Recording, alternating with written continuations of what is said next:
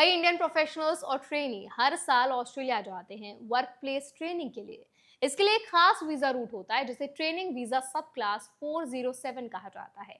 ये वीजा उन लोगों के लिए बनाया गया है जो अपने प्रोफेशन या फील्ड में प्रैक्टिकल ट्रेनिंग लेना चाहते हैं। लेकिन अब ऑस्ट्रेलिया ने इस वीजा के रूल्स में एक इम्पॉर्टेंट बदलाव कर दिया है जो सीधे तौर पर वीजा एप्लीकेशन के प्रोसेस को इम्पैक्ट करेगा। तो आज इस वीडियो में हम क्लियरली समझेंगे कि ट्रेनिंग वीजा सब क्लास 407 असल में क्या होता है, ऑस्ट्रेलिया ने एप्लीकेशन प्रोसेस में क्या नया रूल लागू किया है, पहले सिस्टम कैसे काम करता था और अब क्या बदल गया है, और खास तौर पर इंडियन प्रोफेशनल्स को इस नए रूल के तहत किन बातों का खास ध्यान रखना है। तो चलिए फिर जल्दी से वीडियो को स्टार्ट करते हैं। हाय, मेरा नाम है वर्षा दुबे और आप मुझे देख रहे हैं एमबीटी टेक एड पर।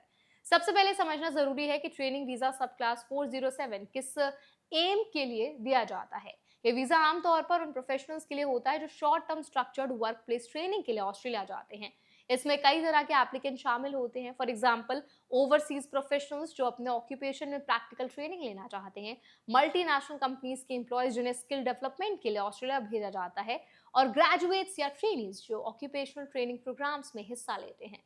इस वीजा का मकसद परमानेंट जॉब देना नहीं होता बल्कि स्किल डेवलपमेंट और प्रोफेशनल एक्सपोजर देना होता है। अब बात करते हैं उस बदलाव की जो 11 मार्च 2026 से लागू हुआ है। ऑस्ट्रेलिया के डिपार्टमेंट ऑफ होम अफेयर्स ने ट्रेनिंग वीजा एप्लीकेशन प्रोसेस की सीक्वेंस को बदल दिया है। पहले एप्लीकेंट्स और स्पॉन्सर्स तीनों स्टेप्स को एक साथ फाइल कर सकते थे, लेकिन अब ये पॉसिबल नहीं होगा। नए रूल के अनुसार वीजा एप्लीकेशन सबमिट करने से पहले 2 अप्रूवल्स मिलना जरूरी होगा। सबसे पहले स्पॉन्सरिंग ऑर्गेनाइजेशन को टेम्पररी एक्टिविटी स्पॉन्सर के रूप में अप्रूव्ड होना होगा।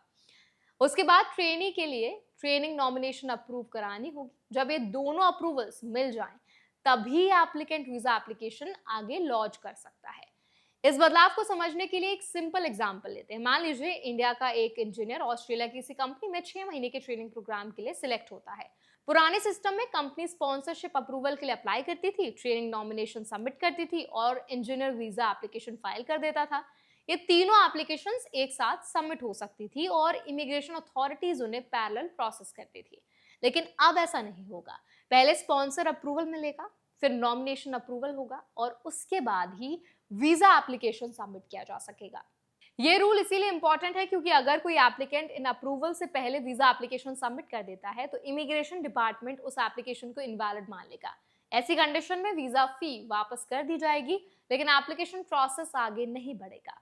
इसलिए एप्लीकेंट्स और स्पॉन्सरिंग ऑर्गेनाइजेशंस दोनों को एप्लीकेशन टाइमिंग को लेकर ज्यादा सावधानी बरतनी होगी। इस बदलाव का असर 2 इंपॉर्टेंट ग्रुप्स पर पड़ेगा। पहला, फॉरेन प्रोफेशनल्स जो ट्रेनिंग वीजा के तहत ऑस्ट्रेलिया जाना चाहते हैं। दूसरा, वो कंपनीज, यूनिवर्सिटीज और ऑर्गेनाइजेशंस जो ट्रेनीज को स्पॉन्सर करती हैं। अब इन ऑर्गेनाइजेशंस को ट्रेनिंग प्रोग्राम शुरू करने से काफी पहले स्पॉन्सरशिप और नॉमिनेशन अप्रूवल्स की प्लानिंग करनी होगी। इसका मतलब ये है कि ट्रेनिंग प्रोग्राम की टाइमलाइंस भी पहले से तय करने पड़ सकते हैं। इंडियन प्रोफेशनल्स के लिए रूल खास तौर पर इसीलिए इंपॉर्टेंट है क्योंकि ट्रेनिंग वीजा सब क्लास 407 का इस्तेमाल कई सेक्टर्स में किया जाता है। For example, IT, engineering, health care और प्रोफेशनल सर्विसेज जैसे एरियाज में इंडियन एम्प्लॉयज को ट्रेनिंग प्रोग्राम के लिए ऑस्ट्रेलिया भेजा जाता है। अब कंपनीज को इन असाइनमेंट्स के लिए एक्स्ट्रा प्रिपरेशन और डॉक्यूमेंटेशन की जरूरत पड़ेगी। एक और प्रैक्टिकल इशू उन एप्लीकेंट्स के सामने आ सकता है जो पहले से ऑस्ट्रेलिया में मौजूद हैं। कई लोग अपने करंट वीजा के खत्म होने से पहले ट्रेनिंग वीजा के लिए अप्लाई करते हैं, लेकिन ब्रिजिंग वीजा तभी मिलता है जब वैलिड वीजा एप्लीकेशन लॉन्च हो, क्योंकि अब वीजा एप्लीकेशन तभी सबमिट हो सकती है जब स्पॉन्सर और नॉमिनेशन अप्रूवल्स मिल जाएं। इसीलिए कुछ ऑनशोर एप्लीकेंट्स के बीच में वीजा गैप आ सकता है। ऐसी कंडीशन में व्यक्ति को टेम्पररी तौर पर दूसरा वीजा लेना पड़ सकता है या ऑस्ट्रेलिया से बाहर जाना पड़ सकता है। हालांकि एक खास कैटेगरी को इस रूल से छूट दी गई है। अगर स्पॉन्सर कॉमनवेल्थ एजेंसी है, यानी ऑस्ट्रेलिया की फेडरल गवर्नमेंट का कोई डिपार्टमेंट या एजेंसी, तो नॉमिनेशन अप्रूवल की रिक्वायरमेंट लागू नहीं होगी। फॉर एग्जाम्पल, अगर कोई trainee Australian federal government department जैसे डिफेंस डिपार्टमेंट के साथ ट्रेनिंग के लिए जा रहा है तो नॉमिनेशन स्टेप जरूरी नहीं होगा। हालांकि स्पॉन्सर अप्रूवल फिर भी जरूरी रहेगा। तो अब इस पूरे अपडेट पर आप क्या राय रखते हैं, आपका क्या ओपिनियन है, कमेंट्स में जरूर बताएं। ऐसे और भी वीडियोस के लिए हमारे चैनल एमबीटी टेक एड को भी जरूर सब्सक्राइब करें।